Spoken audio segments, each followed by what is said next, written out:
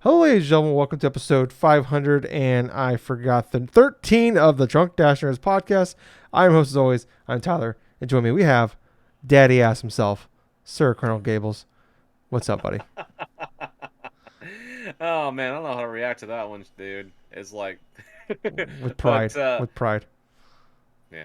But anyway, though, yeah, this week has been fine. I kind of yeah, it's kind of getting up there and stuff. It's been sort of like a frustrating week, kind of like at work and stuff, because everything else happens all at once.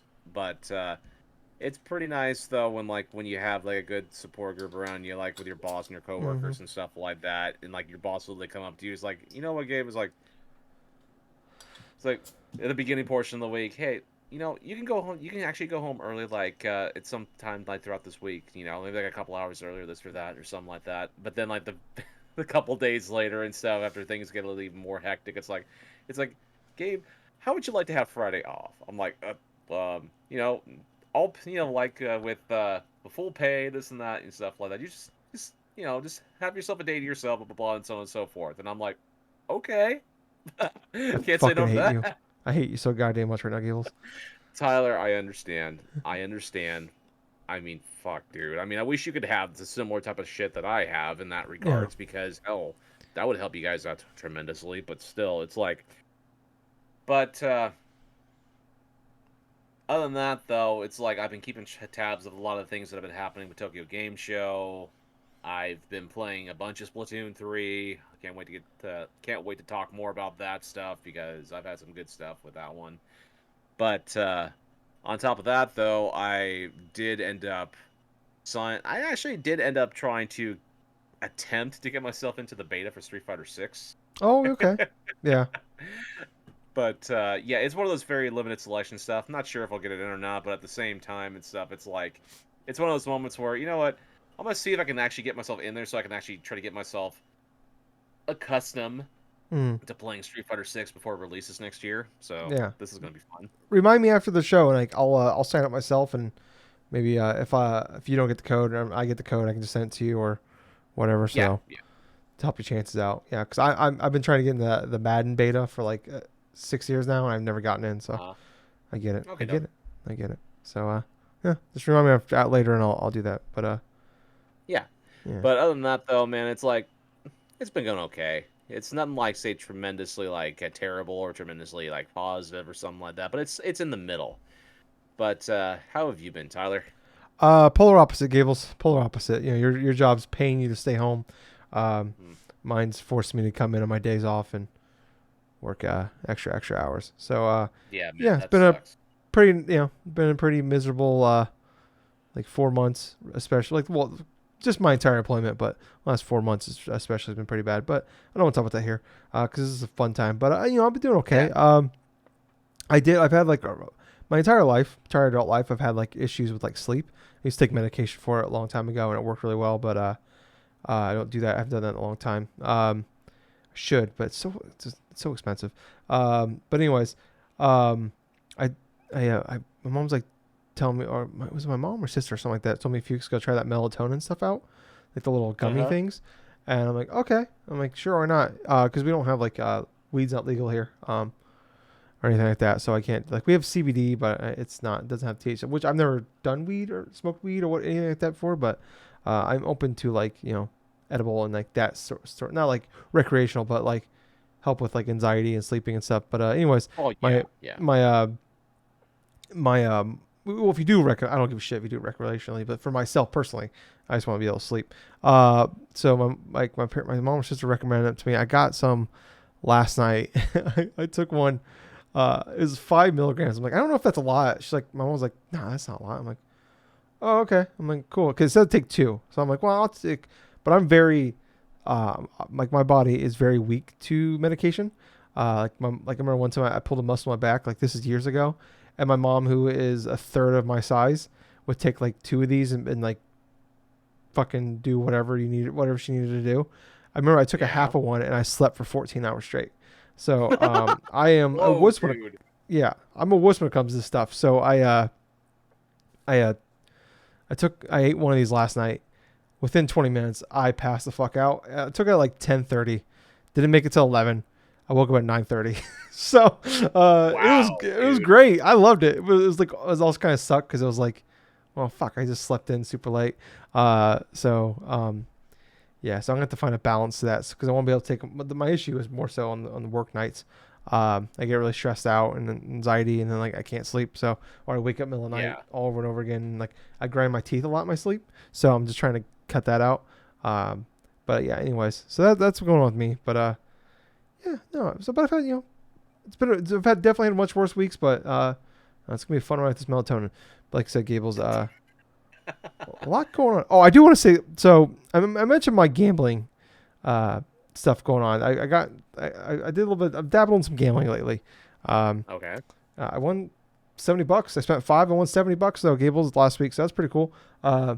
But my dad saw this thing where if you go to DraftKings, I think it is, and yeah, DraftKings, and you deposit $5, it'll give you eight $25 free bets. So you can bet Okay. $25. You bet you just all you gotta do is deposit $5, and you can make eight different bets for free, but it's worth $25. So you win Yeah. something. You don't get that $25, but if you win, whatever you win, you get that payout. So my dad does not care about sports, whatever. He likes he pays attention to UFC, but he doesn't like watch like he used to. Um, and my dad, who knows nothing about sports, and kept messaging me about things, and I'm like, no, don't do that. No, don't do that. He won $300 last week in gambling. And there was a big game, one of the biggest upsets we've had in quite a while in college sports. Well, it's definitely the biggest of the season, but in college football, but it's only the third week. Marshall versus Notre Dame.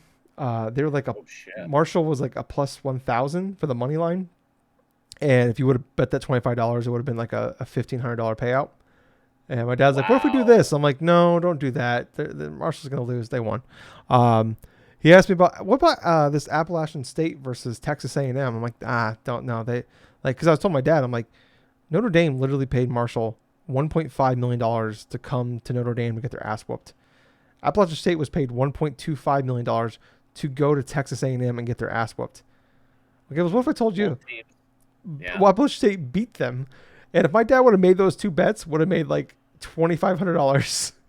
And I told my dad don't do it. So I cost my dad a lot of money. I don't have the heart to tell him how much money he lost, or he could have won rather. Oh But shit. he made $300. I think he won like seven of the eight free bets. So the only bet he actually, Very bad. yeah, no, that's really good. I mean, I made like of my eight bets, I won like three of them. Uh, but the only bet he did lose is he bet on Iowa to win, which is, I told my dad don't do that. He's like, why? I'm like, Iowa's gonna lose. He's like, I thought you like Iowa. I'm like, I know, but we like money more, right? He's like, yeah. I'm like, well, bet on Iowa State. He didn't listen to me. He bet on Iowa. I bet on Iowa State. I'm the Iowa guy who's got a fucking Iowa sign hanging up over there and another one over there, and I bet on Iowa State and won. So whatever. Anyways, so yeah, that's what's going on with me. But Gables, like you said, we're a video game podcast, and we talk about video games. And one thing I want to talk about Gables is it's coming up real fast. It's coming up very fast. November 5th, Extra Life. Yes. It's a thing we talk about every year. If you've listened to this for a long time and you know it, or if you just know what Extra Life is, that's awesome. Good for you. I don't care. We're still going to talk about it. It's coming up, like I said, November 5th. We're about 6 or 7 weeks out. We play games for 24 straight hours. We raise money for Children's Medical Network hospitals. Gables Yes. picks the one in Seattle. I picked the one in Iowa City. If you are a Yes. college football fan whatsoever, if you see the do the wave thing for Iowa, the hospital is directly next to the Iowa Hawkeye Stadium, and the kids can actually watch the game. They're in the children's hospital, and at the end of every first quarter, the kids, everybody in the stadium turns and waves at the kids. It's a really cool thing. That is the hospital that I am doing this for. So if you are someone that's interested in, want to help, you want to play games and do it for good cause, please check out extra-life.org. This will be my 11th year. I think Gables is your 10th year. Correct on that one? This will be my 10th year. Yeah. Yeah. So I'm wearing one of the shirts right now. I got like 15 of these things. No joke. I think nearly half of my t-shirts are Extra Life at this point. But yeah, we're doing that on November 5th, 24 straight hours of playing video games. It's a great time. We get together with our buddies. I recommend you do the same. If you want to participate, like I said, extra-life.org, or I have a link in the show notes down below. If you want to donate to us, sorry, I blanked on the word there. I'll have links to our pages in there as well. But if you want to just do it yourself, or you want to tell your friends about it, even better. If you want to donate to us and do it yourself and donate to yourself and have your friends, even better. More people do this, the more people find out about it, the more money that they earn for the kids. They've regularly made over $10 million every year. I think last year was the first time they didn't beat the previous record from the year before. But last year's the record in 2020 was out. We broke the record by millions. So and I think it nearly tied. I can't remember what the number was, but nearly tied 2020's record. So, wow. Yeah, I think it was like 13 million or something. I can't remember. I have to look up the numbers again. But yeah, it's coming up soon. It's a great time. We'll be talking about it pretty much every week as we get close. But yeah, just want to bring that up because it's that time of year. I didn't realize. I couldn't believe it when I thought about it this week. I'm like, we are in mid-September, and that is soon. And it's gaming Christmas to me. It's my favorite day. It's my least favorite day of the year. I love it, and then the after effects are miserable. Gables took the whole week off afterwards. I recommend that as well. He told me that, I always take the Monday, Tuesday off afterwards. But because God of War's coming out on the Wednesday afterwards, I took the Thursday, Friday off. So I'll have Wednesday, Thursday, Friday. So I just gotta suck it up for Monday and Tuesday. So I had some vacation time left and stuff. I'm like, fuck, I'm gonna use it the best way possible. I'm gonna do it during that week during Extra Life. Mm-hmm. But yet it's like I totally blanked that I still hadn't like signed up like for Extra Life this year. So I took care of that this past week. Talking Ship group, I think I joined their little thing as well.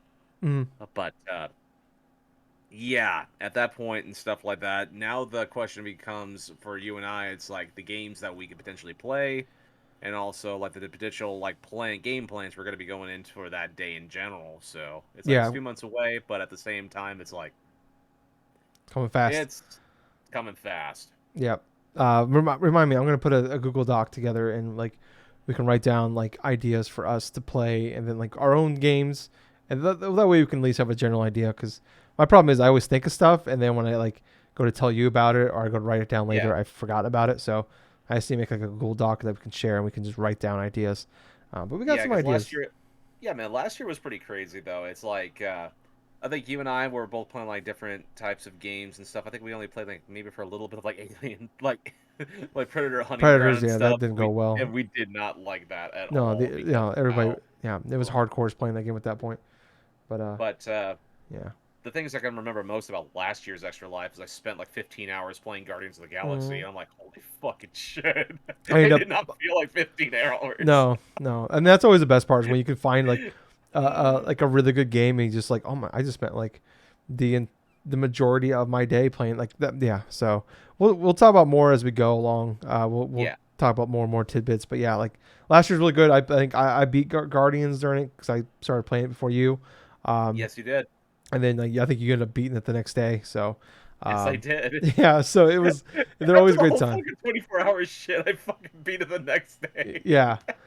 So it's a good time. But yeah, we'll give out some tips and tricks throughout the weeks. Every week, remind me, Gables, to do that. I'll put it in the show notes so I don't forget. But just want to give that a shout out because it's a cool thing that we do. It's a cool thing that everybody does, and I highly recommend that everybody get involved in it. But Gables.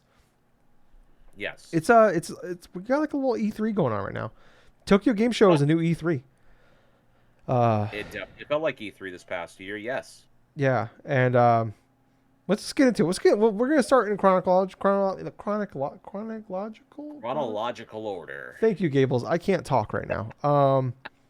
I just can't say that word. I don't think I've ever tried to say that word out loud before. So that's the first for me. Hilarious. I actually correct my boss too because she sometimes forgets to pronounce certain like words and stuff like that. You know, it's like... yeah, that's what I got Gables here for because he keeps me in the straight and narrow and also corrects things I can't say, which is great because I can't say a lot of things. But we're just going here. I'm using the Polygon roundup. Unfortunately, because my roundup guy he got laid off from Fanbyte because fuck Tencent. So I had to use this one. Unfortunately, I was spoiled by Imran Khan because he would put it in order of the way it happened in the direct. Polygon, I'm not talking shit. I'm happy that someone did it because most people don't do it. They did not put it in order. That kind of grinds my gears a little bit, Gables, but we're gonna let it go. We're gonna let it go. I'm not gonna get mad about it because we got a lot to talk about here. So we're gonna start Kirby's. I'm starting in the order of which theirs are. Kirby's Return to Dream Island Deluxe is coming out February 24th, 2023. It'll be 4-player local co-op. I actually did not know that until just now.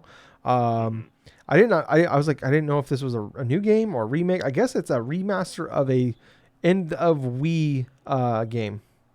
Yes, Tyler. This is actually like this is a late Wii game.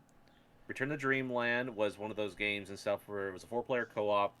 It's actually one of the better Kirby games. And before, like this past one released this past year now, like Star Allies and stuff. Oh, oh yeah. no, not Star Allies, but God damn it, Forgotten Land. Like it's my goddamn game of the year. Yeah. Yes, Kirby and the Forgotten Land and stuff like that. When that game came out this year, all that other stuff. Before that game released, Return to Dreamland was actually up there with one of the best Kirby games. And the reason why is because of the aspects of it to where, yeah, you could do like the split screen co-op stuff. There was a different types of like various like hidden collectibles and all this other like collecting a lot of the different stuff. Quintessentially like Planet Robobot and like oh my gosh, that other Kirby game and stuff for the 3DS and stuff based a lot of their collectible and like some of their fun parts of that based upon Return to Dreamland and stuff, barring their own gimmicks. But it's one of those announcements that kind of caught me off guard because we were hearing like rumors of like tidbits of other remasters, other like ports quintessentially coming to Switch and stuff. No Zelda, no Metroid announcements during this direct, but we had Return to Dreamland Deluxe, which, you know what, it ain't bad. Yeah, we heard a lot of rumors that there's going to be some remasters being announced. Did not have that one on my list. Why? Like I said, I didn't even know that game existed though until that one. Interesting though, it's only local co-op. That's kind of disappointing. Yeah, I agree with you. That is disappointing. Some of these we can just kind of speed through. Gables, if you want to talk about them, please just cut me off and let me know. Go ahead. We got Fall Guys is season 2 starting. It started already. Disney Speedstorm. It looks like a Mario Kart ripoff. We have Lego Brick Tales. I don't even remember that game. Romancing Saga. Minstrel. Okay. Song Remastered. That'll launch December 1st. Life is Strange Arcadia Bay Collection. That is a Life is Strange season or episode. Not episode. Life is Strange 1. The remaster and Before the Storm, which is a prequel to that one. That's coming September 27th. Tales Symphonia Remastered. One of my favorite games growing up as a kid. I did not realize this, though. Imran Khan, who I spoke about just earlier, tweeted about this. I guess it was announced at the Tokyo Game Show. It is only in 30 frames per second. When the GameCube version, the original release, was at 60. That is a tidbit I did not know. Yeah. So That's it got... nuts. So it was exclusive on GameCube for like a year, and then it got ported to PS2. Yes. The PS2 version, I guess, was only 30, but it had additional content. And then when they ported, so then they got remastered on last gen, PS4 and Xbox One, and all that. But I guess they lost the code or something to the GameCube version. So the only code they have is the PS2 version. So now, so they don't want to do it. Basically, they're not doing the extra work to, like, they could do it. I'm not going to call the developers lazy. This sounds like a business decision rather than the devs. The devs are just being lazy. So it's like, no, we just got to get this thing out there. And it's already on the old consoles. So, yeah, I don't know. That kind of sucks. I love that game. I was like, Yeah, that does suck though initially. If they had lost the original code for like the Tales of Symphonia for GameCube, I mean, yeah, that would make a lot more sense why they stuck to the 30 frames per second stuff. But you could fix it. It's just you gotta put the work in to do it. And like I said, it sounds like is it Namco? Namco's the one doing this, right? Yeah, that's Tales, right? I Namco, feel like that's I think so. Yeah. Yeah, we're just gonna blame Namco anyways. It sounds like it's like, well, we can just port it like really fast, or we can put a little time and effort into it, and they'll probably sell the same amount of copies. So probably like, just port it, it's fine. So that kind of sucks. It's one of my favorite games of all time. I'm like, oh man, I kind of want to play that game. I did not realize though it got ported to the last gen consoles, but Oh, and it's also got a collection thing on the PS3 as well. Oh, okay. There you go. I'm staring it down right now in my bookcase. Is that how Gables is like? Oh, I bought that like a decade ago. Oh my god. Well, no, not a decade ago. More like about a year and a half or so ago. Since earlier on this week, I did not this week, but earlier in the year, I had actually bought a pre-owned PS3 for my workplace. Oh, okay. Huh. Well. Um. But well, yeah, that one's also based upon the PS2 version, obviously. But Yeah. So that's the so that's the one they just keep porting. So yes, pretty disappointing. but I am happy that it's coming out on the Switch. I mean, Yeah. that's a great game. It Oh yeah. definitely received a lot of accolades back in the day when it released during that summer of, I think it was like 2003 or something like that, or I 2004. it, But it, it took up a lot of summers for me, Gables. Just replaying it. yeah, understandably so. But at the same time, this is the most popular Tales of game in the Mm-hmm. series. Like, Yeah. one of the most popular. I think Abyss is right there up there with it. But in recent years, Vesperia is probably one of the other most popular of that series too. Yeah. But It was a point 360 being is, exclusive. yeah, that was a 360 exclusive at one time. Remember on the But I don't know if you ever played Vesperia when it came out because I was a huge fan of those yes, I games. did. Um, remember when they had you can spend $5 to raise your levels 10 levels? Absolutely, and that was a controversy back then. I mean, we see it now and we Yeah. laugh at You that could buy because like like it's much more egregious now than it yeah, ever or you was can like spend a then. dollar and get like buy potions with real money. Um, yeah, that was something. Um, Oh, if only we knew. But yeah, if only we knew. anyway, yeah, But that was a controversy from then. Yes. yeah, it's so tame now. Horse armor. Huh. Endless Dungeon is coming to Switch next year. Radiant Silvergun is a classic shoot 'em up that's actually coming out. Well, it's already out. Came out as a shadow drop. Um, I will say this though about Radiant Silvergun fairly quickly and stuff. This is a Sega Saturn game that they went through and ported to the I Nintendo don't. Switch.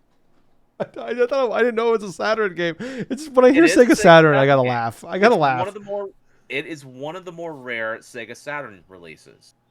So for that, it's a quality shoot 'em up. It's Yeah. actually a great quality shoot 'em up and stuff. But I thought it was fairly fascinating that, in regards to a lot of the retro stuff that they showcased inside of this direct, the one that was out of left field was Radiant Silvergun. Yeah. I mean, it's had other like releases, say like in the 360s, like arcade, live arcade and stuff like that. But yeah, it was just kind of hilarious to see it here. Yeah. Yeah. I did not know it was a Saturn. I knew it was a remaster. I didn't realize it was a Saturn game. That's hilarious. Yeah, Crisis Core Final Fantasy 7 Reunion just showed up there, and just dropped. It's coming December 13th. That was a brand new thing, and I was like, that oh, was hilarious. I was like, so I did a live reaction to this and the state of play. If you want to go check that out, please check out our YouTube channel, and subscribe to us everywhere else. But yeah, if you want to watch those, I did that. I'm like, wait, did we know that? Because I didn't know that. No, And no, we I didn't. double checked it. I went on Twitter, and I was like searching it, and everybody's like, "Wait, did they just drop the date?" And yeah, they did. Because they They said dropped the date in the Nintendo Direct. yeah, and they said winter, and everybody's assumed okay, that's 2023 then, and then no, that's this year. So it gives me hope, Gables, that maybe Final Fantasy 7 Rebirth. Maybe it's December. I don't know. I'm not gonna get my hopes up for that, but it gives me a little bit of hope. But next up, Sifu is coming November 8th, and that looked rough. Whew, boy. That game is beautiful on when I played on PS5, and it's on PC as well, but that game is a stunning game to look at. The art design and just the animations, all that, and 60 frames a second. Whew, that frame rate on on Switch. Uh, I don't know about that Yeah, game. it did not look as great as it could have been. But at the same point, this is what happens when you have literally almost like a decade, literally like almost a decade We're old like we're in year technology. 6. Yeah, We're in year 6 we're getting close to the year 6 of the Nintendo Switch. yeah, And yeah, we're getting ports of like these various games, but now we're seeing in full effect the limitations of the Switch yeah, from third-party efforts. yeah. We've been We seeing had it, it but before, we not. sure are now. Yeah, we were before, but now with the new consoles out, it's even more glaring. Speaking of glaring, Resident Evil 2, 3, and Biohazard are coming in December. Yep. to the Switch, but it's only via the cloud. So I had to laugh at that yeah, because I oh always think it's my god, funny, the freaking cloud thing. dude, I I heard it's absolutely hate bad too. It cloud doesn't work. stuff. Yeah, So yeah, makes sense. yeah. I've had other people like I've had I've not had people talk to me about it, but like I've actually seen like reactions of some people online in regards to the whole cloud stuff. It could work if say like if you had a great internet connection or whatever the hell, but at the same time I look at it from my experiences with cloud because of my connection in regards to my internet and everything else.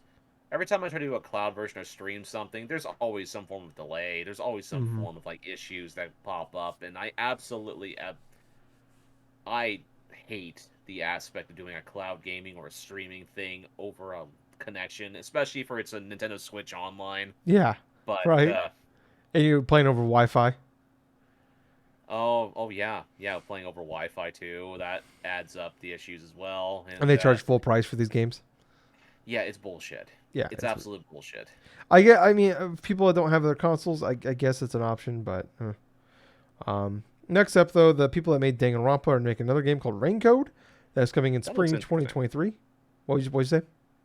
I said it looks pretty interesting Okay. because of they are taking elements of like what they've had with the Danganronpa games, the murder mystery aspect of it, and it looks like it's a little bit more evolved than what it initially was. It's kind of a little bit more of like an action adventure, sort of like a mystery sort of game with Hmm. some horror elements into it.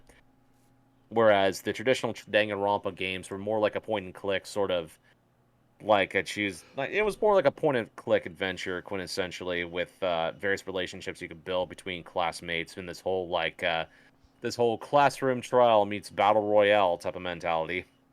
But I'm fascinated to see how this story will go through and evolve, since the strongest points of Spike Chunsoft's like efforts with this type of series, especially with this dude that's been in charge like creating these games and stuff, how the story will actually go through and evolve as it goes. But from the offset of it, it looks fairly interesting, not just the art style, but also in terms of the possibilities of what could be executed. Yeah. Yeah. I've tried to get into Danganronpa. I thought that it just kind of the vibes of it look cool, and I'm not a big point and click guy. So, Yeah, I um, understand. yeah.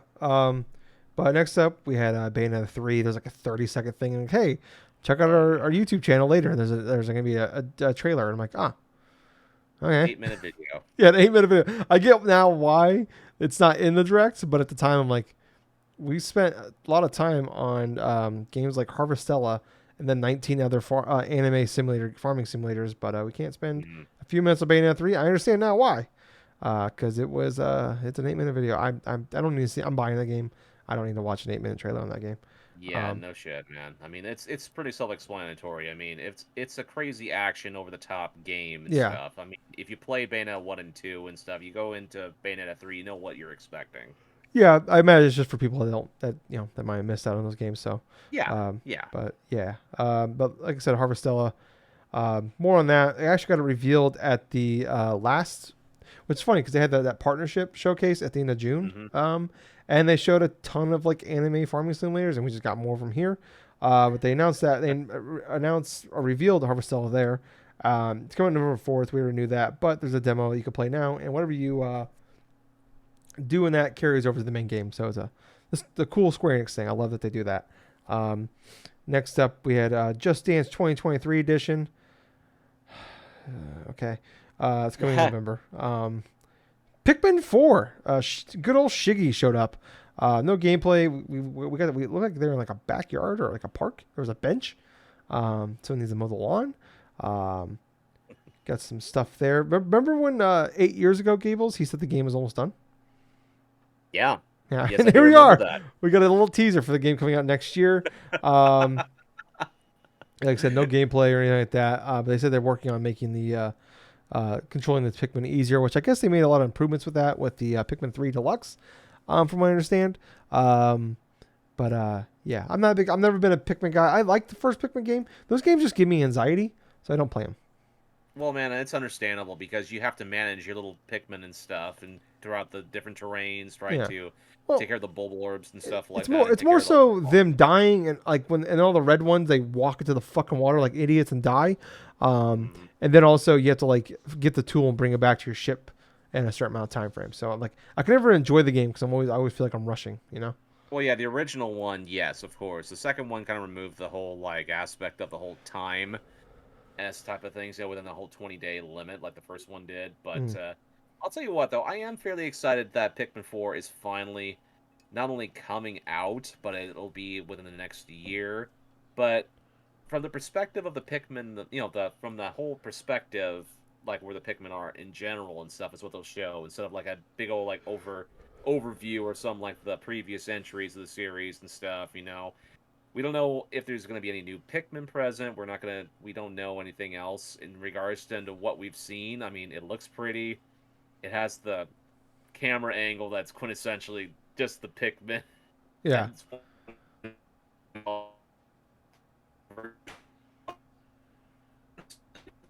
Oh, Gables, 1 second. You're breaking up a little bit.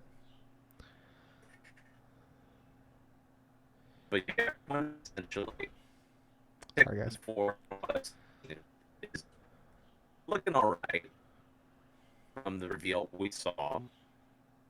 But yeah, can't wait for more. Yeah. Uh, 1 second here, Gables. We're having a little bit of issues here with the breaking up just a little bit. Hello. Yeah, I'm here. Okay. Give me. I'm gonna call you right back. Okay, buddy. Okay. All right. That's why I hate doing it over Discord. We're gonna join video call. We're gonna call him right back. Hopefully this doesn't fuck up everything. Doing it live, baby. Doing it live.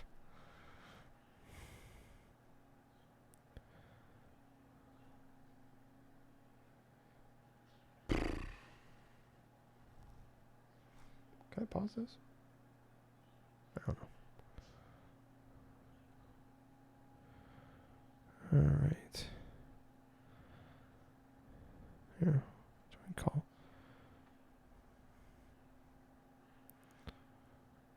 Sorry about this, guys. Working on it. Here, let me try this.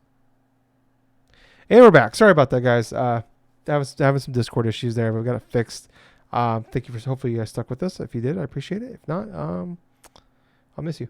But Gables, Yes. it was weird though. Is they spent like 9 goddamn minutes about Pikmin Bloom, a game that's been out for like a year. Uh-huh. When I mean, now I think about it, they could just show the whole entire Bayonetta trailer. But it was That's very, true. it was very weird, very weird. Um, them just randomly talking about Pikmin Bloom. But next up though, we did have Switch Sports, which is the game came out, I believe, in April. The golf was supposed to come out in the fall. They pushed it to the holiday. Right. They showed off. They said there's going to be 21 holes, which is weird for a game that has 18 holes. But there's going to be 21 holes. Cool thing is, though, you can do 8-player online, and you can actually all play simultaneously, which is really cool. Because I always hated Wow. I used to be really big in the golf games. Like I have a lot of fun playing those games, but I always hated like when you're playing online with people. It's like, why can't we all just golf at the same time? Um, but I love the fact that you can actually see all each other golf, which is awesome. Um, Next up, though, here, Mario Kart 8 Deluxe. We got a sneak peek at Merry Mountain, which is from Mario Kart Tour, and Peach Garden from DS, which was a bad, like, just put all the DS fucking tracks in there. But those are two of the tracks are coming, and it's coming this year. I'm guessing holiday because the Merry Mountain one is like a Christmas theme one. Yeah. So that's my guess. I mean, what was your thoughts on this one, Gables? Honestly, there was kind of just not too much there in regards to what they unveiled for the Wave 3 stuff. I mean, they just gave a little teaser with a couple different tracks. Peach Garden, I mean, I'm game for that. I like the DS Mario Kart game. I think I've stated that before, but at the same point, I'm at that point and stuff. Just, it's so dumb just to go and just have it like under wraps and stuff. Just showcase all the rest of the goddamn thing that you got going for your waves and stuff. Yeah. So that way we'll know full front. Okay, we're gonna expect these tracks this date right here. This is gonna be the inside of this and that side of this. I just want to know the rest of the damn season pass stuff. So that way they can just wrap up Mario Kart 8 Deluxe. I mean, I'm so getting so freaking tired of hearing more about Mario Kart 8 Deluxe, and I feel like that. God, I'm ready to move on from that damn game. Oh man, I was too, but I'm just happy they were getting more. Like I just want a reason to play Yeah, Mario Kart, yeah, I'm and happy I'm we're getting more tracks. yeah True. yeah. I mean yeah, I'd definitely rather have a 9, but this is better than what we went. I mean, we played the game on Wii U, so we've essentially gone almost Like nearly 10 over years. over 8 years between like a brand new Mario game. So I'll take it, I guess. But yeah, well, all the tracks pretty much leaked out there. If you go look them up, you can figure out which ones are out there. Um, Yeah. but next up here, we had Mario Strikers Battle League. They announced a new update. I think there's only one more after this one. They announced that Diddy Kong and Pauline are new characters. Gables, Pauline, she's looking good. Looking good. It's like Well, remember the one on GameCube where Daisy was like in the shorty shorts, yep. the booty shorts. Whew, I think Pauline might have topped her. I don't know. In regards to that, I'm glad we got a couple more characters inside the Battle League, but at the same point, it's like I really struggle to really care about that one. I mean, it Yeah, was no. announced and I'm like, I don't feel any different. I mean, it doesn't fix the game at all. I mean, okay, add a couple new characters. Okay. Boom. Yeah. GameFly has it on sale right now for like $35. I was like, ooh. Uh-huh. I was thinking about it. I didn't do it, but I was thinking about it. But Gables, real fast. Yeah. Peach, Pauline from Mario Strikers, or the corpse of Daisy. Fuck, Mary, kill. What the hell? What the fuck is this? Just answer the question. Don't ask me. Answer the fucking question. Like the corpse of Daisy? Yeah, you heard me. This is a jar of mayonnaise. Okay. Oh, dude, no. This ain't no Katie Vick shit. I mean, come on. Oh wow, that's a callback there. So all right, But at so the same time, I remember that shit. fuck is obviously Daisy for you. Okay. No, necrophilia bullshit here. Although, how come the hell can you kill a corpse that's already dead? But at the same time, Zombies. I don't know. Gables.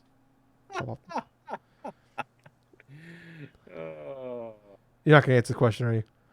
no, not fully. All right, well, fuck you then. All right, well, moving on here.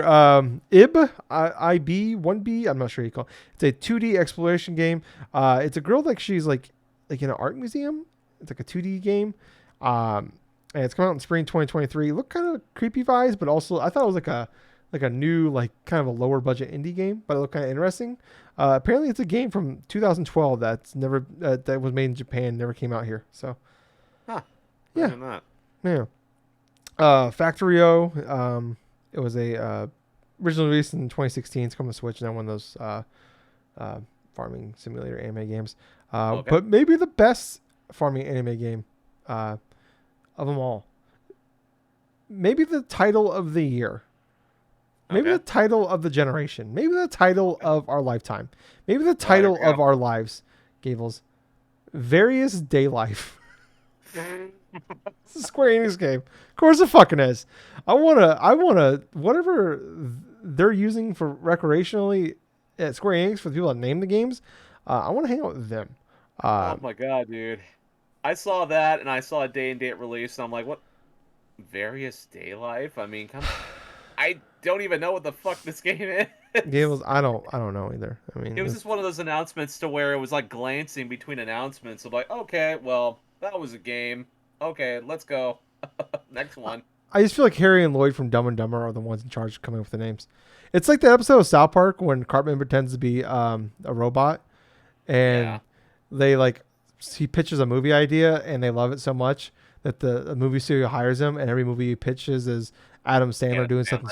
Yeah, doing something stupid. And I feel like that's just the writers in the Square Enix Oh, naming God, room. I remember that episode. Yeah, I was Mr. Roboto. I can't remember his name. Awesome. Oh. Awesomeo, yeah. Great episode. Next up, though, we like a bunch of 64 games announced. So they announced the next, I believe, 9 months worth of Nintendo or 64 games coming to Switch with the expansion pack.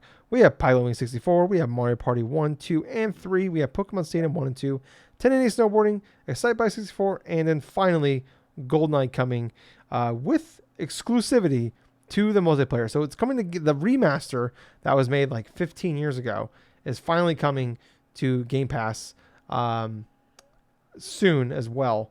But the online will be exclusive to the expansion, which is hilarious to me. It was funny. Is people's like, "Oh, cool! You can like play online. You don't have to screen. You don't have to like share your screen with people anymore." No, Oh no, no, no, nope, nope. no, People, no. nope. You still have to share your screen with people. It just keeps getting funnier the more people talk about it. Um, I like GoldenEye back in the day. I remember playing that first level over and over again with my dad as a kid, and just thinking it's the funniest thing in the world. Like the first thing you do is kill the guy in the bathroom. Um, but I don't know. I remember like playing the game with like my buddy. Like I have buddies to this day that still love the 64, and like hmm even at my Justin, my best friend who's podcasted for years, um, at his bachelor party, I brought my Switch, a bunch of controllers over. We're gonna play Smash Brothers on the Switch. What do we end up playing, Gables? We ended up playing the goddamn one, the Smash Brothers on 64. Uh, Jesus they are. Christ. I was like, are you fucking kidding me? It's not a bad game. It's just like, guys, we've expanded quite a bit, and it's much better now. Um, but yeah. Anyways, uh, I don't think GoldenEye. I played the game like in like 2000, 2001. Like this isn't very fun anymore. And 2022, 23, whenever it's coming out, I'm not really interested. But Gables, you're the Well, expansion pack guy. You have it. I don't. What's your opinions on the games coming? I love the variety of N64 games that were announced. Granted, the only games I hadn't played out of this entirely that was announced here, Excitebike 64 and 1080 Snowboarding. I've never played either one of those games, so I'm fascinated to delve into them. As for the other ones, well, actually, no. Now I think about three. Pilot Wing 64 I've never played. That But, was like one of like the three games we had when my dad bought it. We yeah. had Pilot Wings, we had Madden, and we had Star Fox. Uh, That was the three games we had. yeah. But Mario Party 1 through 3, fantastic games. I love the second one the most. Pokemon Stadium 1 and 2, obviously I'm the Pokemon guy as well, so I'm like, fuck, yeah, this is going to be fun to try to play. There's no transfer things at all inside of this game. Just play for the mini That's games. that Yeah, pretty much I did play them for the mini games back then, and also I did play them when I used to have the transfer pack. I still do to this day. I have the fucking transfer pack that I got from original Pokemon Stadium, put my Game Boy carts inside there, and use that instead of transfer Pokemon between Pokemon Stadium 1 and like my Pokemon copy of Pokemon Blue and stuff. Yeah, back in the day and stuff, that was such a big deal because it's like you were playing your games on your Game Boy and stuff, you're leveling up your creatures, but then you can see them on the TV screen and stuff in regards to like full on 3D models and this and that, you know. I remember beating that Pokemon Stadium back in the day using that because if you had used the rental Pokemon in that case and scenario and stuff, they are pretty bad. Some of Yeah, them have some pretty terrible move sets, that game is and not fun if you're using rental Pokemon.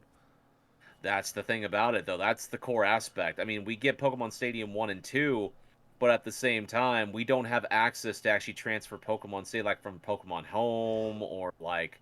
Because that's the thing I could see it working the most, unless they have like a Game Boy Virtual Console where you can do that way. But at the same point, it's like a part of the appeal of the Pokemon Stadium games was transferring your own Pokemon from your other games to this version and then seeing them battle all in 3D and stuff and then like winning cups, actually inheriting different Pokemon that you could actually transfer to your said game pack, you know, back to the Game Boy games and stuff. I mean, granted, I remember back, it's like when I did beat Pokemon Stadium and I did end up beating Mewtwo, I got rewarded with like special, like, starters or like this or that. But you can't do that inside these copies. So I'm like, I mean, the best I could generally do is try to beat the game, right? By going through the different cups and then doing like the other stuff like I never did back in the day. But, oh my gosh. GoldenEye, though, that was a funny one. online, but the online is split screen. It's split screen between three other players. That is hilarious to me. But having no multiplayer at all for the Xbox version, that's fucking hilarious too. I mean, I'm not gonna lie, dude. I mean, how the freaking Nintendo got exclusivity for the online for I GoldenEye? imagine this is because of the way the expansion pack works, and Yeah. they probably just like Xbox isn't like we're not no one like it's probably not worth the effort kind of thing. Now, what is going to be the question here is for the Nintendo Switch Online version. It's like, is it going to be twin sticks? If Oh. it's not twin sticks and you have to rely upon the face buttons in order to move, you're freaking strafing and shit like that. It's going to be fucking Yeah, bullshit. I'm definitely like yeah. If I do play this game, I'm just gonna play it on Game Pass because it will actually be ported with the proper controls, like they did with like when they did the Perfect Dark Right, right. HD remaster years ago. They actually gave it twin sticks. So Well, yeah, I'm tempted with that, to where I would like to try that on Game Pass though, but I do want to play back the original copy of GoldenEye. That's a game I fucking still own to this day. yeah, That and Perfect Dark, which honestly, that would have been the most perfect opportunity also to announce Perfect Dark coming with that damn thing, because that's another one of those shooters and stuff that Rare made that was fucking fantastic for the 64. But overall, though, it's like I like a lot of what was announced for their classic games. I mean, I definitely want to play every single one of them to see how, if they stack up from back then, or if they actually spark my interest in wanting to finish them. But I do know that Mario Party 2 is going to be a recommended thing for me because that game is still fun to play to this day. yeah. It's just weird they just did like the Superstar one that came out last year. That's basically For the just like 64 mini yeah, it's games. just like they took all the best parts of those ones and put them into a game. So yeah, I think that's kind of funny. Um, we got more from Mario plus Rabbids Sparks of Hope. We've heard a lot from the game already. Not really. They had the Ubisoft thing last week that kind of already touched on all the same stuff. It's coming in October. Final Fantasy Theater Rhythm, which I know is a game that you loved on 3DS, Gables. Uh, Absolutely. yeah, so they're coming with a new one. 385 songs. There will be DLC for this one you can buy. It's coming February 16th. They're going to add Near, Octopath Traveler, Live Alive, and some more songs over time. Such a fantastic game. I mean, really, the 3DS ones were pretty fun. I only had the experience with Theater Rhythm Final Fantasy Curtain Call, which it had all the various music from the Final Fantasy games, plus a couple from other series. I remember maybe buying one or two tracks, just like to play a little bit of Mystic Quest or play a little bit like Chrono Trigger's theme and all this other stuff. I mean, it definitely was fun to try to use like the little buttons and the little stylus and stuff on certain aspects of it. But it's one of those rhythm games to where it's so easy to pick up and just get immersed into, especially if you love the music and especially if you love the Final Fantasy franchise in general, like I would, like I do. But yeah, I'm looking forward to seeing how this game does in February when it launches. Yeah. It's weird. It's funny though. It's like Square Enix is the studio that put out like I think 5 games in the month of March, and so Hmm. far I think they've already announced 4 games for February just from this direct. Yep. So Yeah. speaking of games coming out from Square Enix in February, we have Octopath Traveler 2 coming. But that, funny enough, that is coming to everything. I think it had like a 18-month or 2-year exclusivity deal. The first one did to Yeah. the Switch, and then it was even on Game Pass for a while. But that's coming to everything day one. So. Uh, Yes, it is. Next up, we had Splatoon 3. Some updates on that one. The next Splatfest is coming next weekend, the 23rd to 25th. And the thing is, what would you bring on a desert island? Gear, grub, or fun? Um, it's kind of a lame. That's your first one. I do admit though that's the first one, and I do admit that that's sort of lame and stuff. On top of that, though, grub all the way. Yeah, yeah, Jeff Grubb, for sure. But also, if Team you're on a Jeff desert Grubb. island, you need food. So, like, Absolutely. it just makes a lot of sense. Story of Seasons, A Wonderful Life. I didn't realize this was actually Harvest Moon. I didn't realize Harvest Moon changed their name. That's coming in next summer. I actually had that game on the GameCube back in the day. Remember, I Oh was really yeah, Magical Melody, I think it was. it was A Wonderful Life. Harvest Moon, A Wonderful Life. Oh, okay, okay, Um, okay. that's one I had.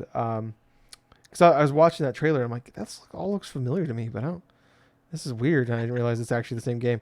Um, But yeah, I remember I was really excited when my cow had a baby. Um, yeah, yeah. You have farm animals. My cow gave birth to a little baby calf. Hmm. Yeah, Jesus Christ, Gables. Do you not understand how babies are born? When a man loves a woman. Next up, front missions 1, 2, and 3 are coming to Switch. Tunic is also coming to Switch. Fists of the North Star Boxing is coming in March 2023. It's a Oh, Tyler, rhythm punching game. Gables, what if they let made me a? tell you something. What if I just gotta ask a question real fast? What if they did a What? one punch man boxing rhythm game? It will just be like one tab, and all of a sudden It's the just game's every song is done. just one tab. It's like Yep. this. It's like the song. Every song is like that song Tequila, where it's just like it's just 8 minutes of playing and then Tequila, but it's just like randomly one What? 8 minutes one tab. Oh my gosh. I love Fist of the North Star. I mean, I really do. That story is fantastic. I've watched a lot of that fucking series, but I'll say it was jarring to see a Fist of the North Star game or something related to that franchise appear during the Nintendo Direct. And it also had me laughing my ass off when it was a fucking boxing exercise boxing game. Like a fitness boxing game, yeah. In this boxing game and stuff. It's like, yeah, go ahead and like exercise against like the routines against like characters like Jaggy. I'm like, what the fuck? I just see Kenshiro just go for just bobbing and weaving and stuff and like just dipping into the patterns. It's just I, God, dude. it's gonna hopefully if it sells well, good for them. I am not If a. it sells well, yeah, that's fine. That's fine though. But at the It's just same funny. time, if you want to go with a game that is underrated and stuff, Lost Paradise, Fist of the North Star, Lost Paradise. It's styled after the Yakuza game, so Oh, yeah, okay. it's pretty fun. Next up, Xenoblade Chronicles 3, Wave 2 or Wave Wave 2, sorry, is coming October 13th. There will be a Wave 3. It's crazy. That game came out like less than 2 months ago, and it's already got Uh-huh. the second wave coming out. Um, Jesus. Fatal Frame: Mask of the Lunar Eclipse is coming later this next year. It's a remake of a Wii game, and I believe that game never came here to the United States. That's So correct. at first I thought it was the one that came to Wii U, but I was like, wait, they already put that one on the Switch and everything else. But Yeah.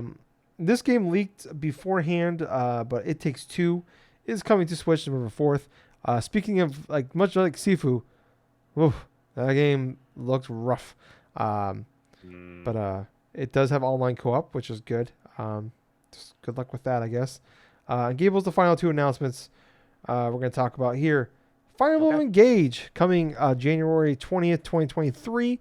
That's the one that like it's been reportedly done for over a year. Emily Rogers, Right. who's a really good Nintendo leaker, even like posted pictures of the game, and there was that girl with the Pepsi hair, and we saw the girl Her with the Pepsi herself hair. didn't really post the pictures. I mean, it was somebody else that leaked a lot of those pictures, and Oh, okay. it was corroborated like by Emily Rogers, like, "Hey, this is new to me" and stuff, and it matched a lot of the stuff that she was talking about from her initial like coverage of the rumors in regards Yeah, to Fire Emblem.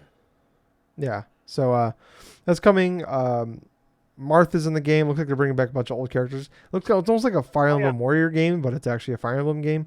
I do like the fact they're basically just stealing the story of Breath of the Wild, where it's like you've been asleep for 1,000 years.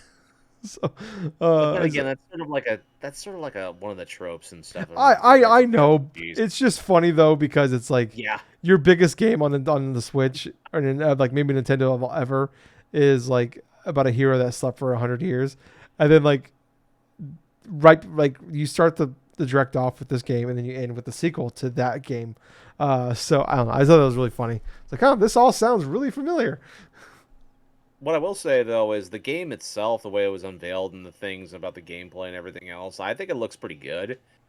And but at the same time and stuff, I kind of think back to when Three Houses was first announced and stuff. Like people were excited that a Fire Emblem game was being announced back then, but at the same time, people were kind of like hesitant of it at first because of the whole introduction of houses and everything else. And then months passed and stuff. We saw more gameplay of it, and it becoming one of the best games on Switch.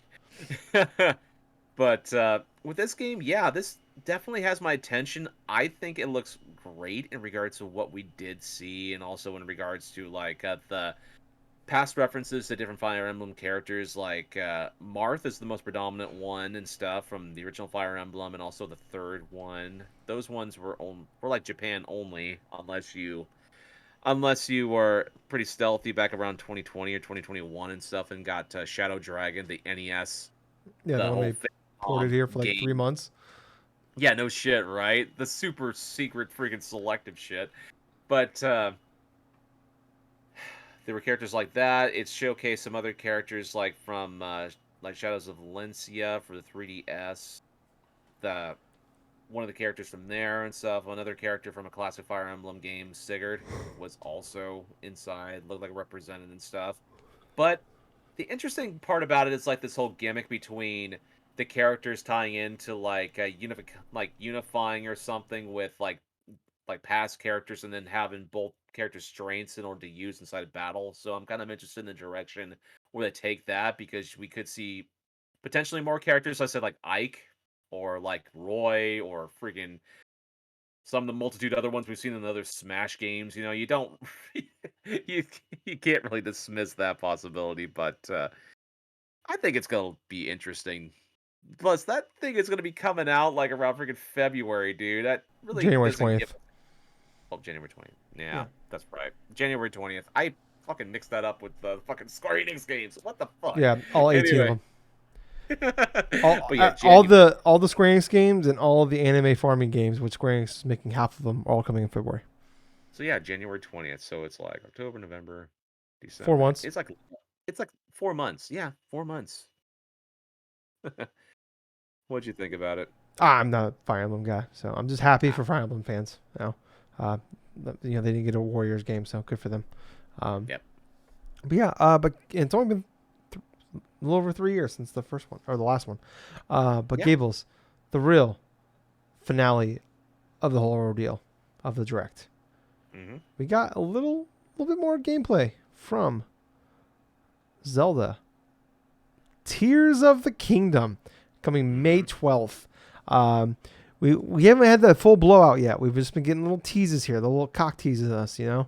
Um, but we got to see Link jump off a platform, much like it's in Mm-hmm. Skyward Sword.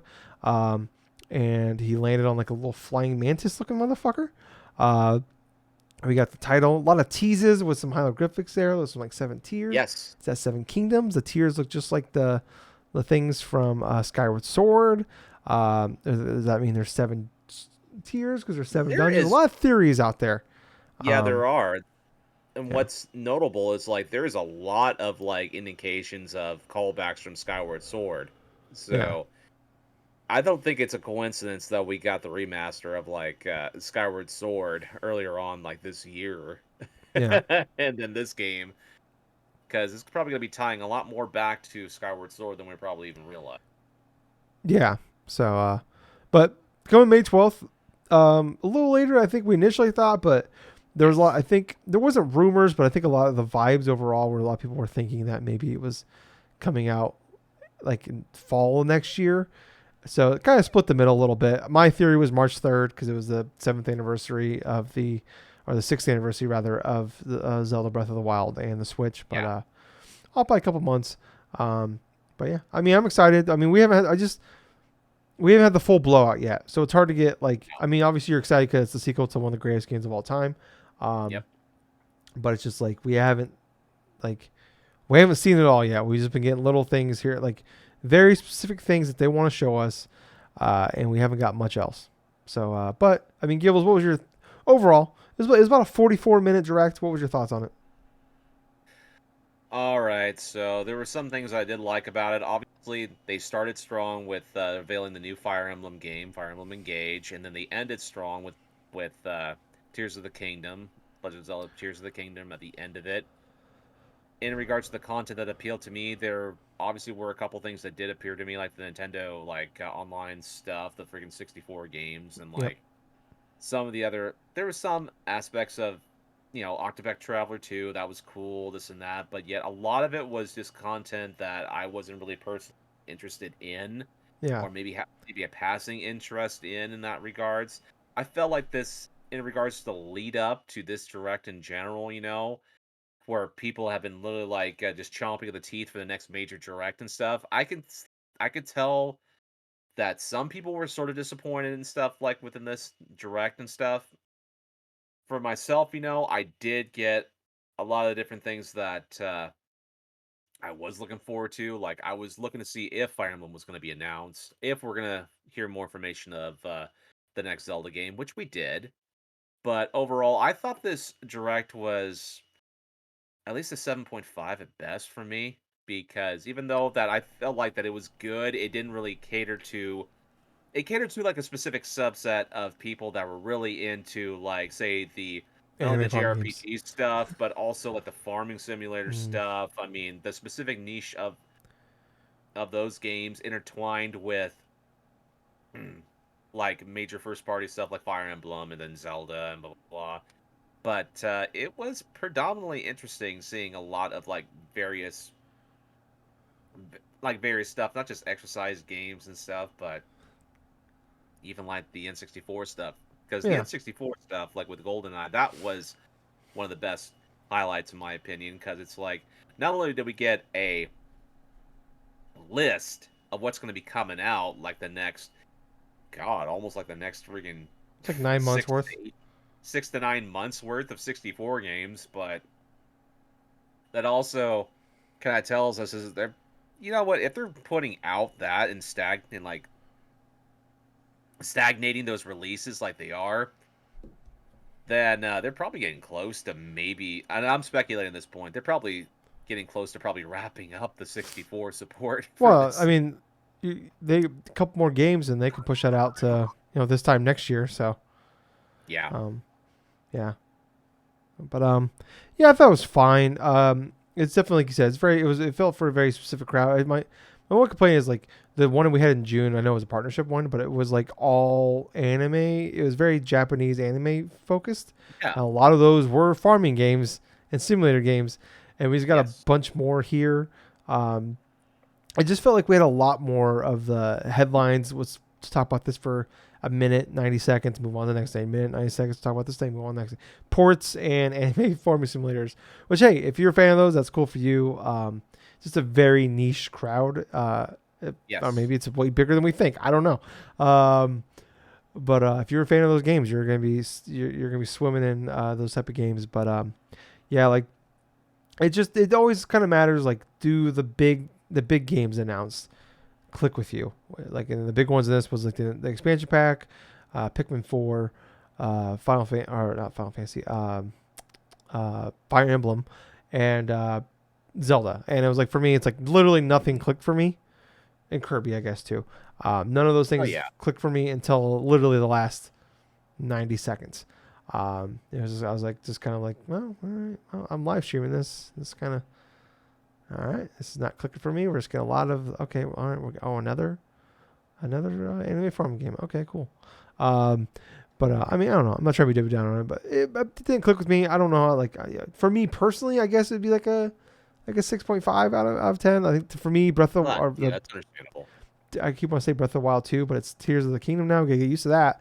Um, but that saved it for me. But yeah, it's like, but there's definitely been directs in the past where like there's like 5 things that came out. I'm like, oh, that looked awesome. And there's been ones in the past where like we watch it and I'm like, people loved it and nothing clicked for me. So Yep. definitely feels like one of those ones for a lot of people. So, but Gables, we need to move on because there was another big uh, uh, state of play this week as well. Announced on Yeah, the there same was. day.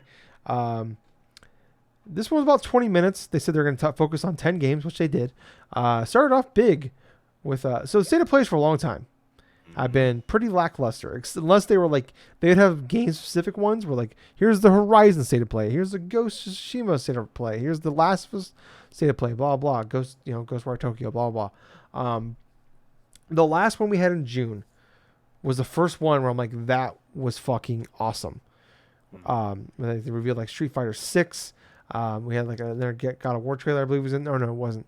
God, what else was in there? It was a big one though. I remember it was a really, really good one. And now I'm blanking on all the, but it was all third party focused shit. but it was like the first Right. one where we're like, oh my god, and feel like they're kind of continuing that now, or now they've kind of set a standard almost. One's a fluke, two's a trend. Starting off here though with Tekken 8 coming. It was revealed. No release date wasn't shared or anything like that, but I think they did say 2023. This is an Unreal Engine 5. They did say it Mhm. is not. It's mostly CGI, but it kind of gives you an idea of what it's going to look like. Looked gorgeous. You got to obviously take it with a grain of salt. There's no HUD. There's anything like that. It's CGI stuff, but people seem. I'm not a fighting guy, but people seem pretty excited about this. Oh, no shit, because that game looked fucking clean, dude. I mean, the whole unveiling of it, I know there was a lot of CGI stuff that was intertwined with it, but them showcasing the actual gameplay of some of the in-engine stuff that they are experimenting with at this point in time, it looked phenomenal in regards to what we did see. Also in regards to like a potential things where hey, it's hinting at maybe we'll learn a little bit more soon. Obviously, they teased that and stuff. I thought it was a fucking excellent way to do the whole introductory things for that state of play because it's like you have a huge heavy hitter right there in Tekken 8 and stuff. We only heard a little bit of tidbits from that from last Evo and stuff closing out like Evo Yeah, like a couple months ago, and then all of a sudden like seeing a bit of the gameplay footage. I mean, yeah, man. I mean, fighting game fans, especially like some of the major YouTubers, so like Maximilian Dude and like those stuff. These guys were fucking just losing their shit, just like watching this stuff because for a long time, so the Tekken games, especially Tekken 7 and like Tekken 6 and stuff, these were games that did not look like the current generation style of stuff. You know, even with Tekken 7, it did not look like a next generation game. Tekken 8 is exciting a lot of people because this does look like a next generation fighting game, and they're not using like the same like type of engine that they were initially for the last couple of ones. yeah, So sky's the limit in regards to what they're going to go forth and do, not just for an artistic style, but also in terms of like some of the gameplay style stuff that they're going to do. And that's the most exciting part about this is like the speculation in regards to what are they going to go forth and add in for this game in particular. You know, is there going to be like different types of like finishers because it was hinted at in that trailer to where when Devil Gene used like a almost like a straight rushing fist or something like that, that could be like a play upon actual finishers for Tekken. Which, granted, there have been some types that would be reminiscent of specials inside of Tekken before, but they're not really the traditional stuff. But yeah, it was interesting watching that stuff. yeah. Um, we had some PSVR 2 stuff here. Star Wars Tales from Galaxy's Edge, and Demio, which is like a D&D style game. Those are already out on like the Quest and other things, but they're being ported to the PSVR 2. Um, Yakuza's Ishin spin-off game is getting a release for the first time here in the West. I believe it was a 2012 game. Um, it takes place in, like I think like 1800 Japan. Um, it is coming here. It's coming in 2020 or February 2023. It's coming to PS4 and PS5. It is called Like a Dragon Ishin. They've actually announced that they are essentially dropping the Yakuza name. It's going to be called Like a Dragon from now on after the launch game for Xbox, Like a Dragon. So kind of interesting. That Wonder if makes that's sense. I wonder if it's just more so they don't want to the actual Yakuza kind of thing. I'm not sure. Um, It could but be also play upon that too, but let me tell you something, man. From the trailer we saw from like Ishin and stuff, that looked pretty fucking good. oh yeah, I mean, that looked crazy. I mean, obviously you have some of the character, you have a lot of the freaking characters or something like that from the past, like Yakuza games and stuff, present in particular in front and center. But it has me kind of excited because this looks like a crazy Yakuza style game inside of like a feudal Japan. yeah. Uh, if you are someone that's been wanting Assassin's Creed style games in Japan, we're swimming now. It's much like anime farming games. Now there's a ton of those. After Ghosts, and then we're gonna get a Assassin's Creed one, and then now we're getting this one, and we're gonna get another one here. I'm gonna talk about later. Um, Mm-hmm. But then we had another little thing from Hogwarts Legacy that's coming in February as well, I believe. They announced there's going to be exclusive quests to PlayStation, which is weird because it's I believe, a PlayStation exclusive game. I think it's PC and PlayStation. I could be wrong. Maybe it is coming to Xbox, but I thought it was coming to Switch as well. oh, you're right. So maybe it is crossed. It's just I'm sorry. PlayStation has the exclusivity to the like advertisement. That's what it is. Thank you, Gables. I see. But yeah, whatever. I just the more they show, the less I'm just like the first time they showed that game off, I'm like, this looks kind of cool, and then it's just like the more I see of it, I'm just like, eh. I felt the same way about Deathloop, and I love that game. But I don't know. The more I see this game, I just don't really. The less I understand what this game is. Next up, Pacific Drive is coming. They showed this off. They're calling it a road like. It's taking place in like I believe Olympic, Washington, Gables. Oh, Olympia, Washington. Yeah, so that's actually where it's supposed to take place at. So That's your the neck of the capital woods. Washington. Is it? Okay. I don't. Gables geography, not my strong suit. Most of learning, not my strong suit. But yeah, that's coming out. I believe they said next year. It's a roguelike, but they're like I said, they're calling it a roguelike. It looks like it's like post-apocalyptic. You gotta drive, take care of your car, don't die, and if you die, you gotta do it all over again. Apparently, they have a whole story mode set around it and stuff like that. It looked almost like the car looked like it was like an old sedan. It looked like a Ecto One almost to me. I thought. Almost, yeah. I'm like, oh shit, is this like we teasing the Ghost? No, it's not a Ghostbusters game. They announced the PlayStation Stars loyalty program is starting this month actually. They told everybody to go look at the blog post if you care about that. They have like cool digital like art pieces you can get that are not NFTs, so whatever. Synduality is a game from Bandai Namco. That's the one that's like a third-person shooter with mech game. That's coming 2023. I don't have to. Do you have anything to add on Gables? Not really. Okay, I remember that game, but nothing stuck out to me. I barely even remember it. I mean, I remember maybe the name of it because it was kind of odd, but it's kind of a cool name. I thought it was kind of a cool name, but the game, mechs and anime, not my thing. But Gables, a game that might be my thing. Game that was shown off in 2020 at one of the first PlayStation showcases, coming or finally shown again here in 2022. It was called Project Eve. It is now officially called Stellar Blade. It looks like they are making, I can't remember, it's like Second Run Studios, I believe is what it's called. If I remember that correctly. It looks like they just tried their best to make a Platinum Games Nier Automata game, where even you have like a little robot that shoots for you off to the side. Looked badass, but Gables, I got one major complaint. And what's that? Why are the boobs jiggling so much, Gables? What are we doing here? I want to play the game. I don't want to like I love boobs just as much as anybody else in this world does. But can I just play this game and not feel like a bit? I just hate it. I hate it when they do it. Like, can I turn at least make it an option if I could turn it off? Is it funny that I didn't even notice it up until people just had to point it out? Oh God, it stood out to me. Like I thought I was watching a Dead or Alive beach volleyball Gables all over again. There was like one point that she's fighting. I'm just like, gee, I can't even watch. I had to like watch the trailer a second time and like pay attention to the moves. I'm like, this is nuts, and not like in a creepy way. Just like I'm creeped out by this. This is making me uncomfortable. But I don't know. The game looks awesome. It looks like they just made a Nier Automata game. It even kind of sounds like Nier. If we can get another company out there that can make badass Platinum style games, that's not Platinum, because Platinum's so hit or miss with their games. This is awesome. This game looks great. I want to play it. Just please. I'm in agreement with you. Please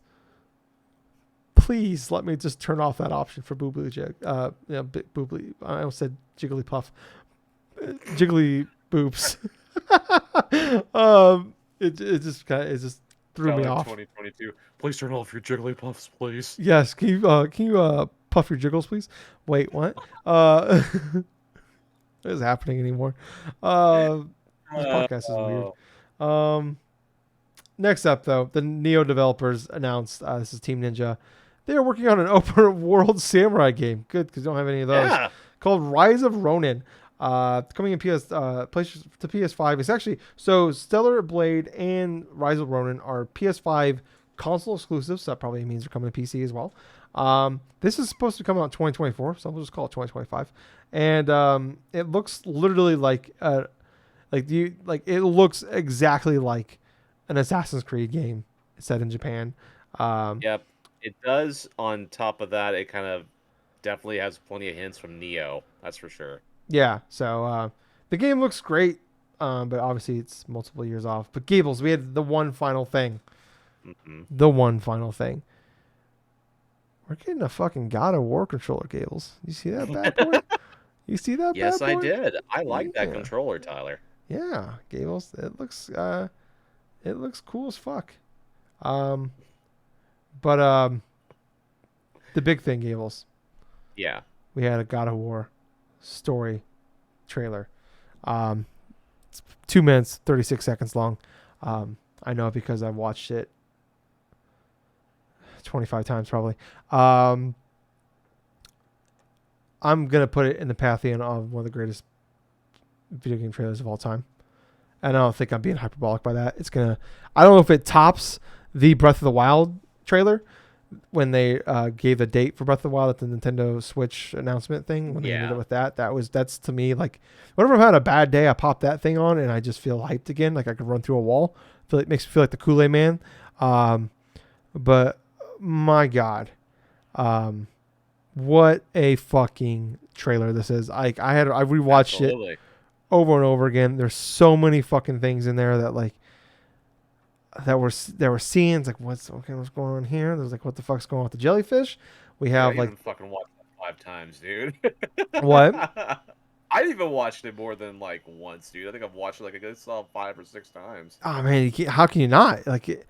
Oh my, It's I can't well remember. executed, yes. I can't remember the quote where he's like they worry about him dying. He's like death.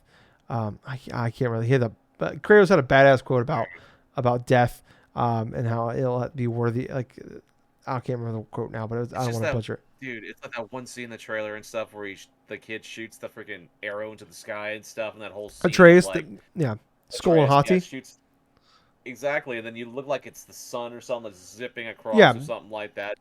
The moon, yeah. So if you allow me to nerd out for a minute here, Gables, that's Skull and Hati. Yeah. They are the two wolves that are forever chasing the sun and the moon. Yeah.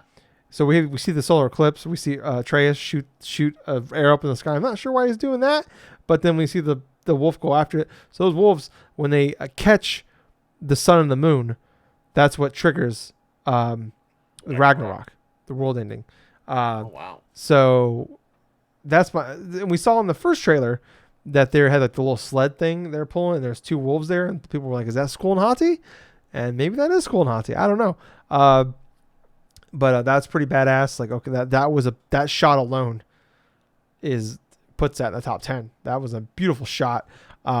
We see we see them getting Tyr, who's the god of war of the Norse mythology, who is the big topic of the first game in 2018. They save him.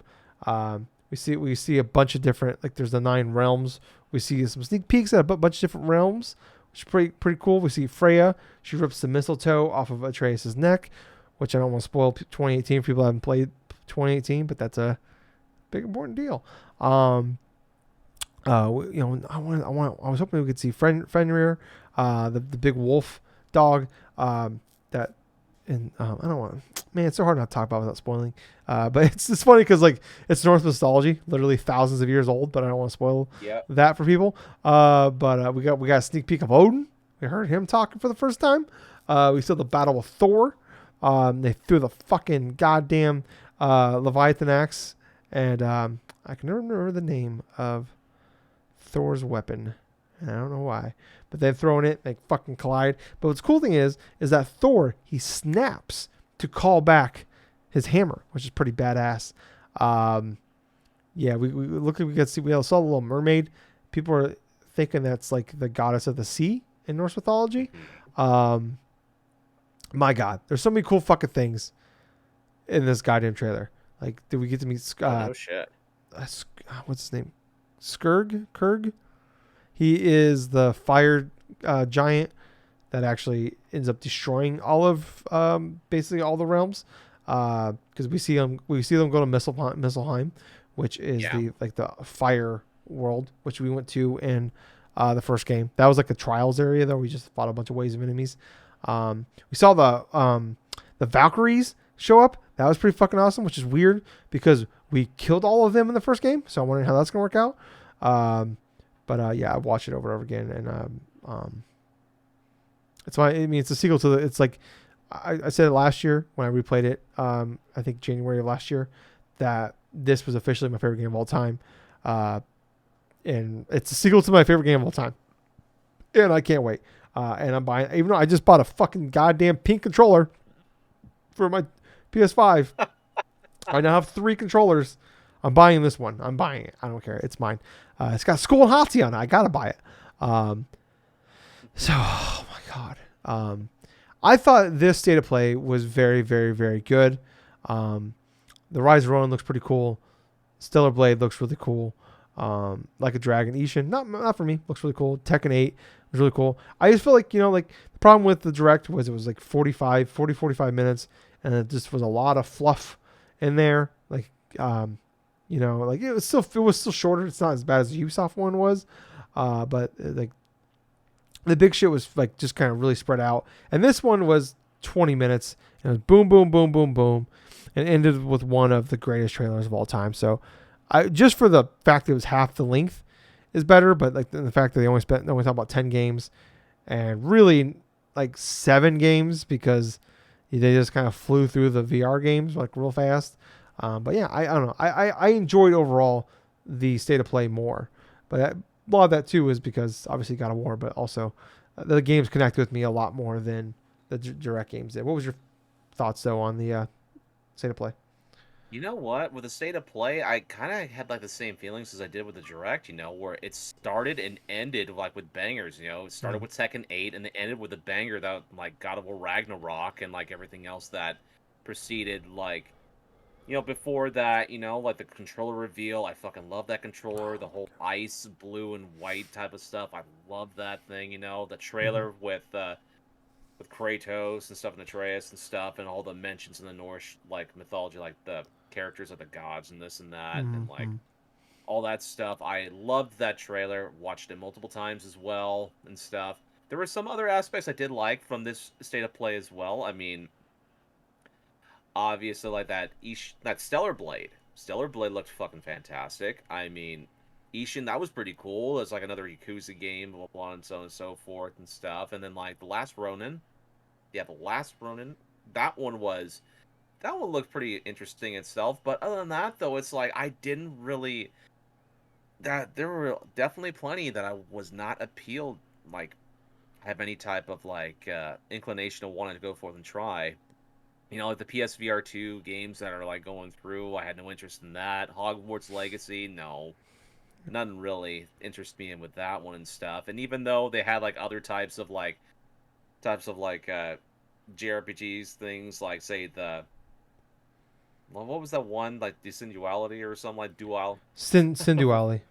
Sin Duality. Yeah, yeah, cool name though. But yeah, at the same time and stuff, I have absolutely no interest in playing it from what I did see from its reveal trailer.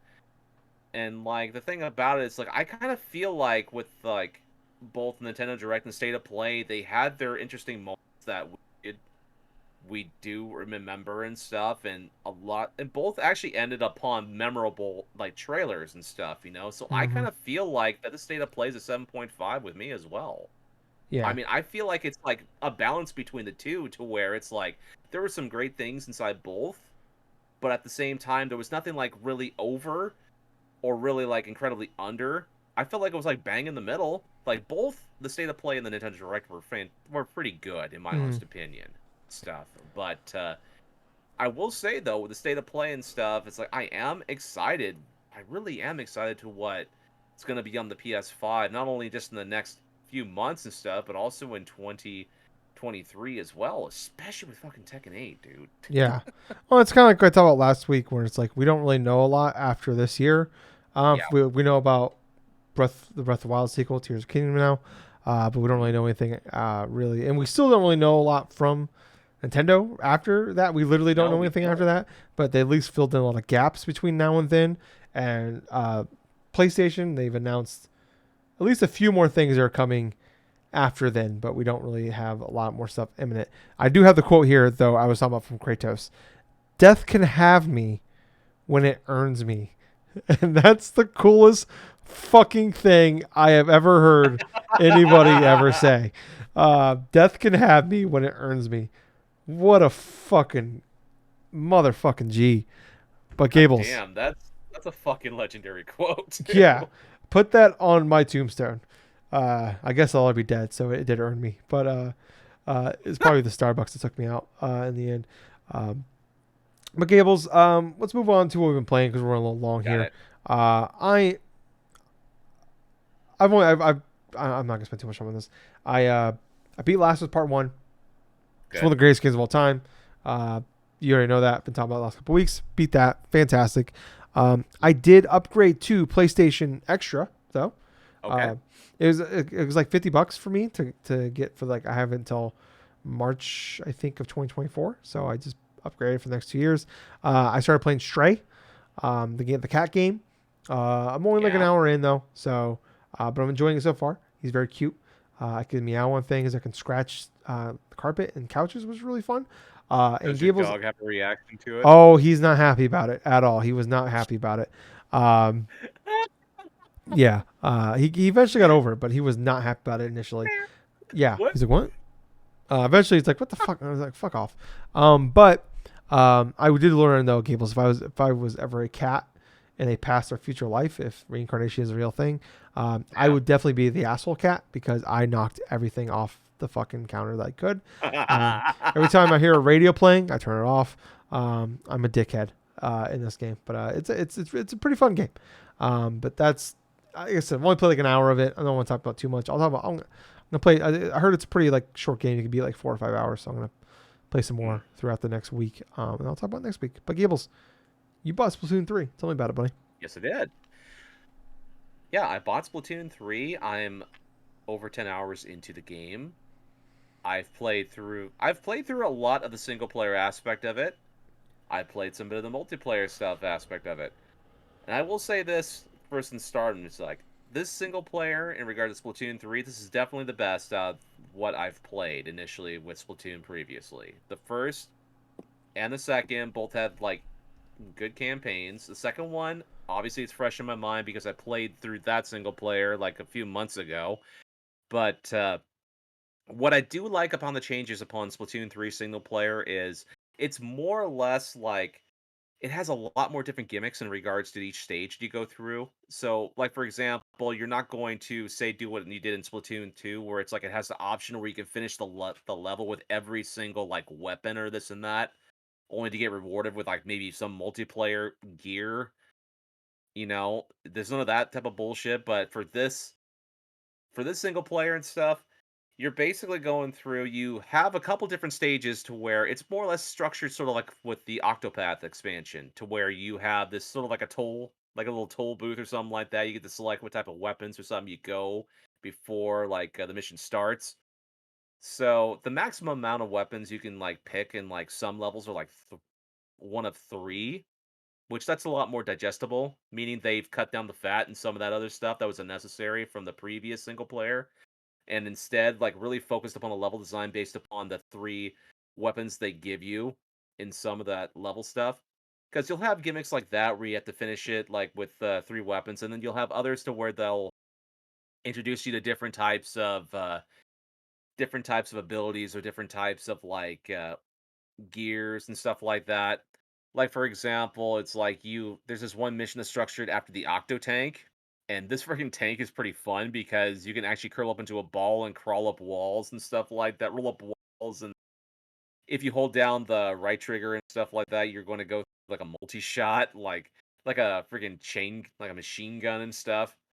That thing is a blast to play online against random people too, because I've literally had online matches to I've used that freaking tank and I roll up into their base and stuff like that, and I just wait for them to scout it, and it only lasts for maybe like about 30 seconds, mind you.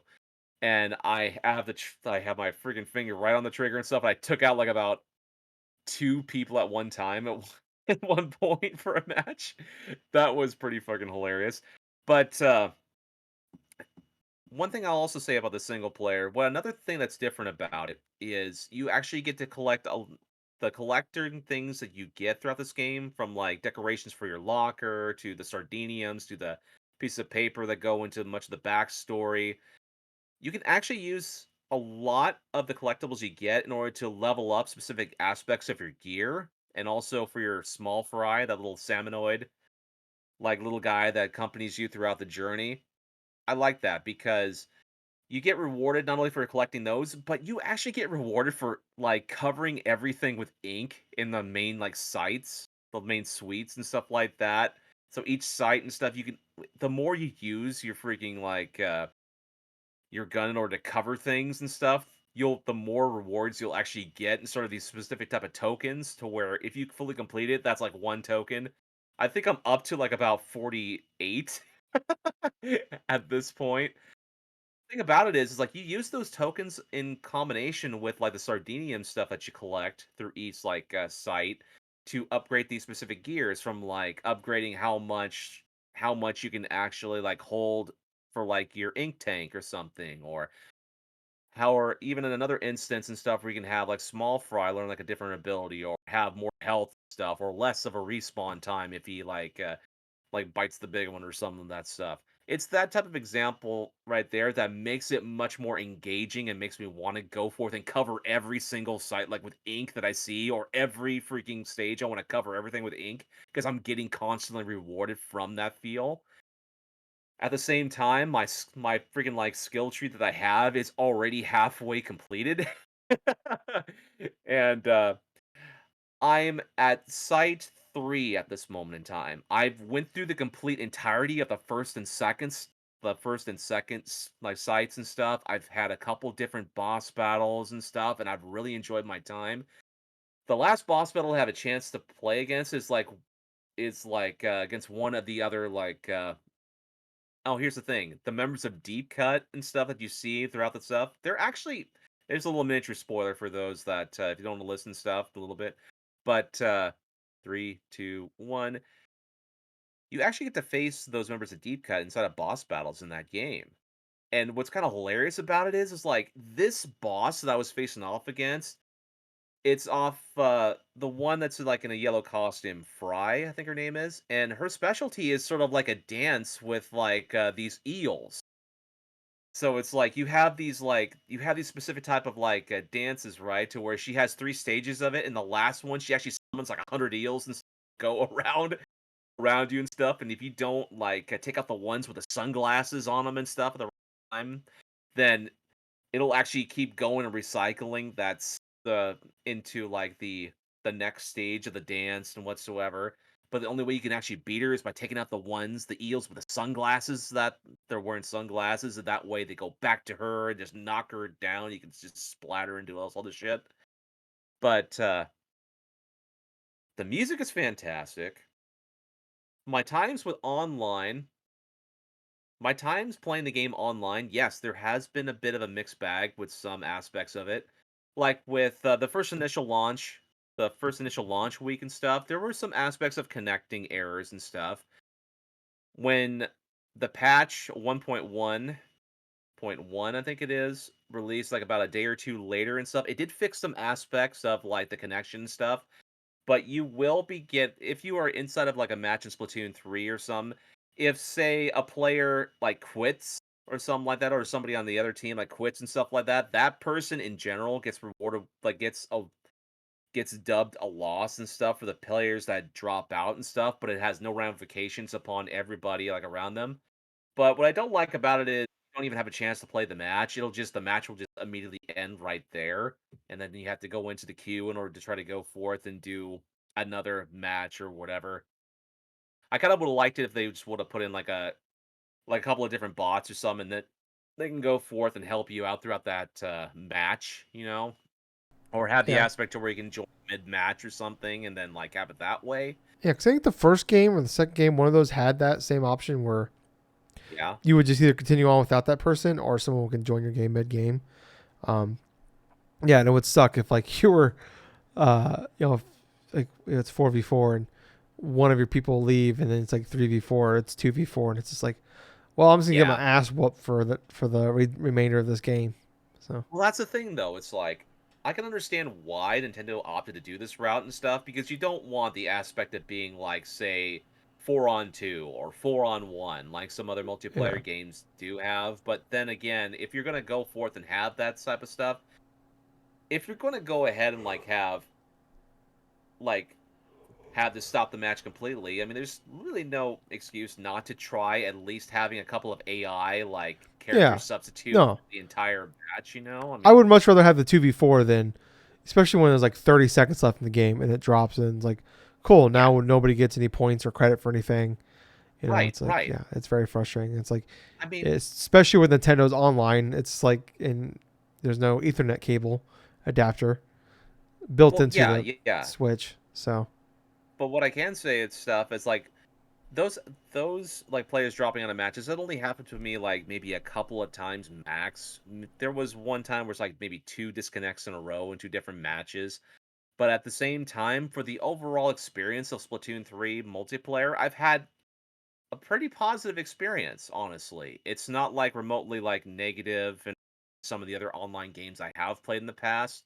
Like for example, I think one of the more egregious ones is when I used to play Super Smash Brothers Brawl on the Wii in regards to that online stuff and how the lag and how everything else, the connection issues, that was terrible.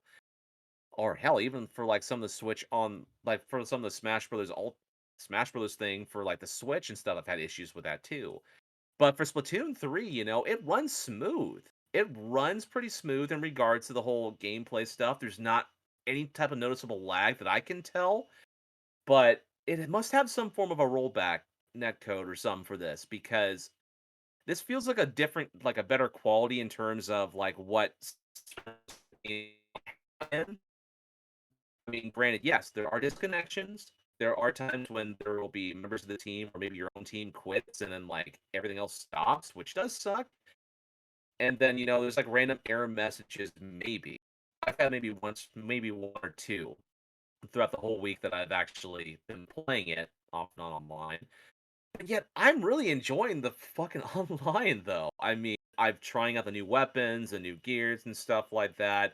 I like the NPCs and stuff, and I even actually like decorating my little freaking locker that I have. And the funniest part about it is, you don't unlock access to that locker until like around 4. And even then, I was still like, where the hell's this locker at? For their tout and stuff.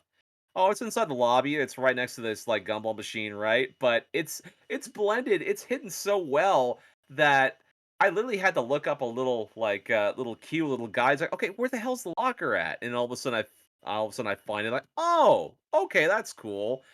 But the funnest part about that is not just you organizing it, but you can actually see the lockers of everybody else that's like online at that point, like say in a lobby or this or that.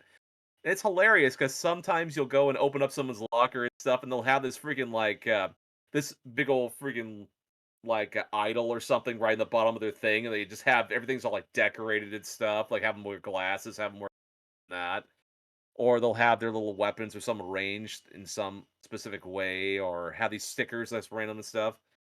Like it's actually pretty hilarious to see what you'll come across with that stuff. And let me tell you, speaking of hilarious, there are some posts that people make for their little image thing. Like how Splatoon back in the day on the Wii U, people would draw all these elaborate stuff and like do this and stuff with a stylus and stuff.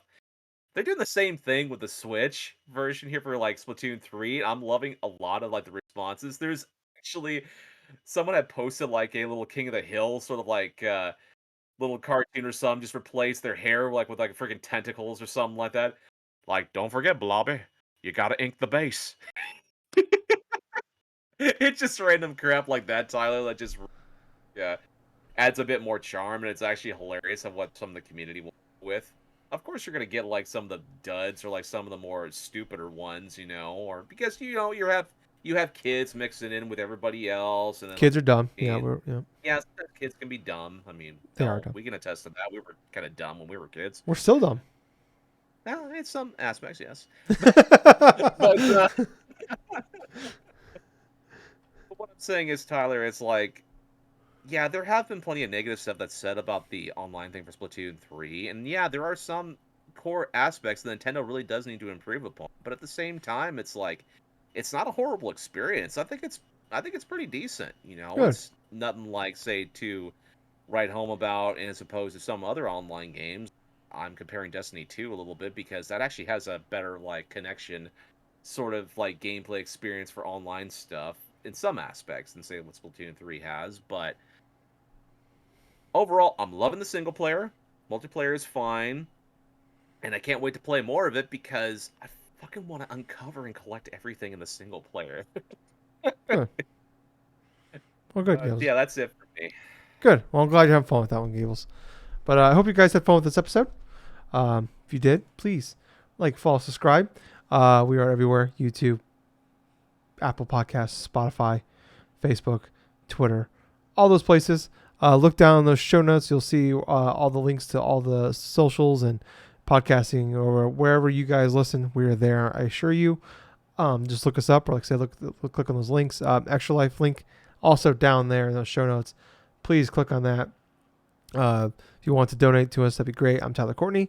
That is Gabe Bagno is his government name, but you don't go by that.